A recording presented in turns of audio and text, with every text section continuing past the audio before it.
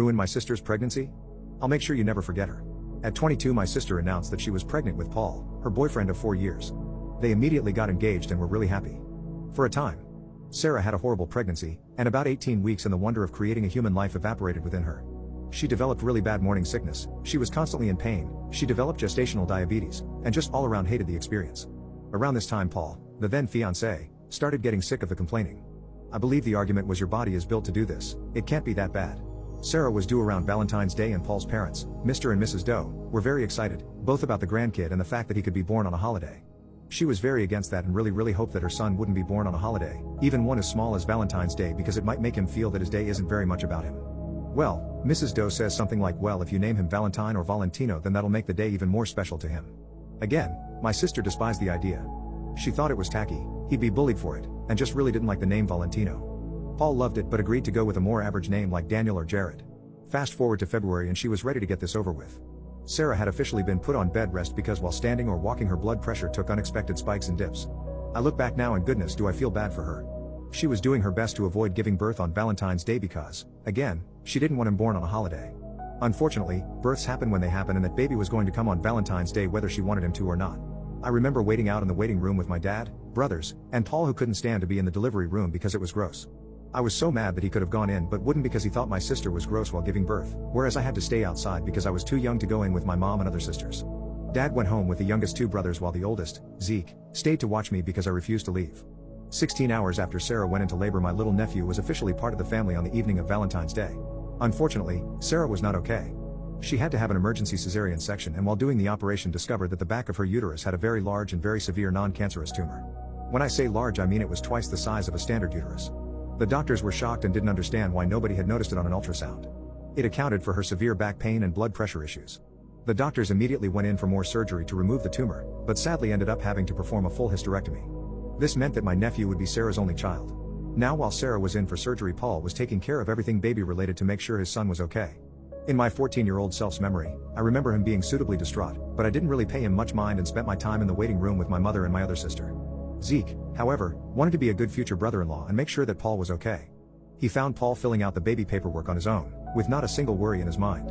Zeke asked why Paul didn't wait for Sarah to fill out the paperwork as she should have been put off surgery within the hour, and Paul said that he just wanted her to get her rest and heal. That checked out with Zeke, as he was 16, and didn't know any better at the time. Now I know what you're probably thinking. No, he wouldn't. He knows how much she hates that name. And still, she'd need to sign the paperwork too. Well, I regret to inform you that Paul forged Sarah's signature on the paperwork and waited until she was out of surgery to hand said paperwork over.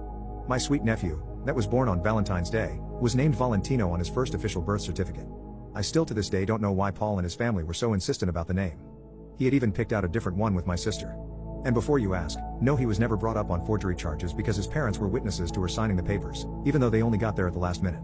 So, Sarah dumped him and got her son's name changed a month later. She was willing to split custody with him because that's her son's father and she wants the kid to know him, but Paul vanished and she never heard anything back, which seemed weirdly out of character to us. Until a mutual friend on Facebook was tagged in his wedding pictures 6 months later. Paul had apparently started cheating on her not long after she got pregnant. Sarah was livid but there wasn't much she could do, so she filed for child support and continued to live her best life. So Sarah has been a single mother for the past 6 years and has been amazing at it. At this point in my career, I've been a hairdresser for about 8 months. I'm working one day and who is seated before me but Jane, Paul's new wife. I take her back for a trim and she clearly has no idea who I am. That adds up because a mutual friend that still keeps in contact with Paul said that Jane doesn't know a thing. She has no idea about Sarah, that she was the other woman, or that Paul actually has a kid that he's been infrequently paying child support for. She's in the dark on it all. I told myself not to be a jerk and treat her like a normal customer, which I did. Now at this point, Jane was heavily pregnant, so a lot of our conversation was about that. She loved being pregnant but it was hard, her husband was so unsympathetic. Big shocker. She was due in 10 weeks and they still hadn't picked out a name for their baby girl. This was my chance. I asked what kind of name she was looking for and she said I want something unique and unusual, but not ridiculous like Brantley A. Paul had suggested so many already and she didn't like any of them. So I, conniving little weasel I am, said what about Sarah? My sister's name isn't actually Sarah, she was named after an older family member that passed not long after she was born, but there was no female equivalent for his name so our parents created one. It's a beautiful name and just what Jane was looking for. She loved it, she stuck by it, and I found out by stalking her Facebook months later that she had put her foot down about it and that was their daughter's name. Now Paul has a daughter with his ex's name to remind him every day about her, and to also remind him to pay his child support. My little nephew is 10 years old now with a new name and no contact with his biological father, though we do still sometimes call him Val as a family nickname. He likes it but doesn't want to bring it to school, so it's staying a family nickname. Sarah pretends to hate when we call him that, in a joking way. As long as he likes it, she doesn't have a problem with it. And she's seeing a new guy who's really great and like a father to Val.